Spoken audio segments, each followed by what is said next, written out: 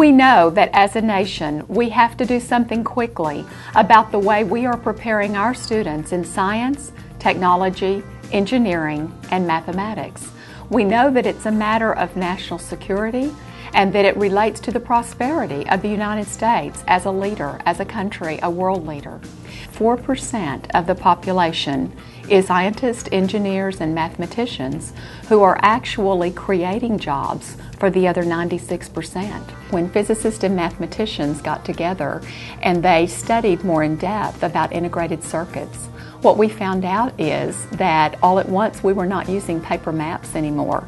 We were using navigation systems. And we weren't using the old phones that we always had. We're using iPhones. This was an opportunity to expand students' horizons, to help them to grow to higher level thinking, to face some very challenging problems, but to know that they could come to solutions. This summer, we partnered with the Perkins College of Education in an effort called the iMAS Academy. iMAS is Investigations in Mathematics and Science. And this academy was geared towards 7th and 8th grade students. We brought them to campus because we wanted them to think about mathematics and science. We did several modules with the students, and those modules were developed by our SFA STEM, Science, Technology, Engineering, and Mathematics faculty. We partnered with master teachers and brought in the students through the Gear Up project. As we brought them in, we studied mathematics and science in a very integrated way. We know that the level of mathematics proficiency students have speaks volumes about the science that they will indeed learn. We had a CSI investigation where it's this kind of a real-life accident scene that we set up of a four-wheeler tipping over, and our students having to go through this particular module and set a curriculum where they investigate what's happened and use the mathematics and science to discover who was the perpetrator. And then we had an ER module so that our students got hands-on work with mannequins and different setups inside of an ER mock situation, and got that real-life experience.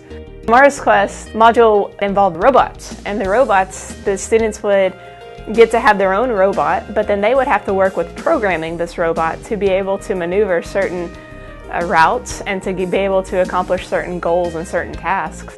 We also had another module that was more of a NASA type of a focus, and with this one it was called the Orbit of Mercury, and students actually examined just the path of Mercury and its orbit. And they did this through a little bit of hands-on activity and also just looking at some of the mathematics involved in ellipses. We had an environmental science module, which was called What's in Your Water? This module, our faculty and teachers took the students actually out to Lenana Creek and examined different properties of the creek, and basically was just kind of testing what is actually in this water.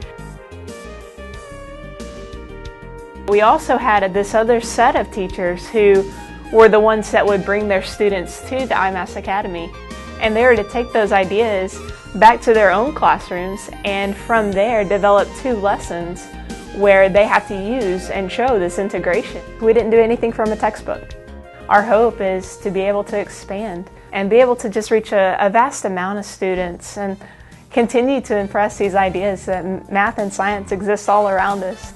I had the wonderful opportunity of interviewing students, of interviewing teachers, of interviewing faculty about what they saw as benefits of the camp. And always certain themes continue to emerge.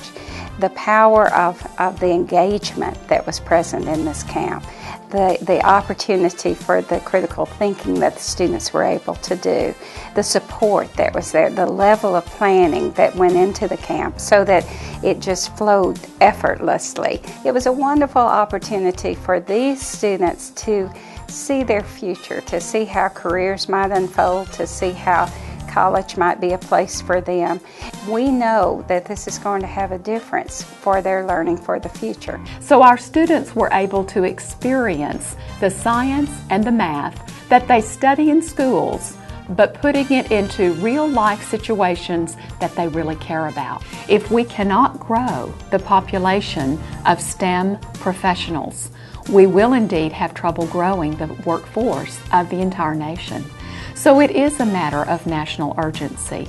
We do need to reach out and make sure that we strengthen the STEM pipeline, getting students interested in the STEM disciplines so that they can be successful and they can pursue STEM careers.